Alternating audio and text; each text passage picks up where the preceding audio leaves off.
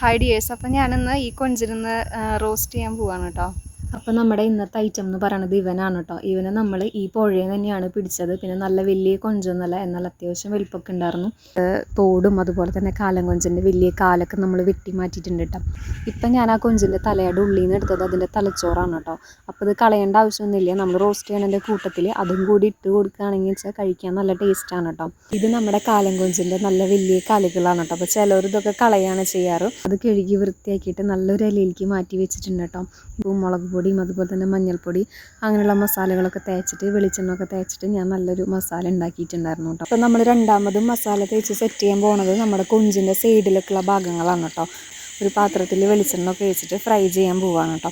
കാത്തിരിപ്പിനൊടുവിൽ നല്ല പാകമായിട്ട് വന്നിട്ടുണ്ട് കേട്ടോ. അപ്പം ഞാൻ അതിലേക്ക് കുറച്ച് സബോളൊക്കെ മൂപ്പിച്ചത് ഇട്ട് കൊടുത്തിട്ടുണ്ടായിരുന്നു. വെജ് ഫ്രൈ ഞാൻ നല്ല ഭംഗിയുള്ളൊരു വാഴയിലേക്ക് എടുത്ത് വെച്ചിട്ടുണ്ട് കേട്ടോ. ഇത് നോക്കി നല്ല വലിയ കുഴപ്പമൊന്നും ഉണ്ടായിരുന്നില്ല, എന്നാലും നല്ല ടേസ്റ്റൊക്കെ ഉണ്ടായിരുന്നു കേട്ടോ.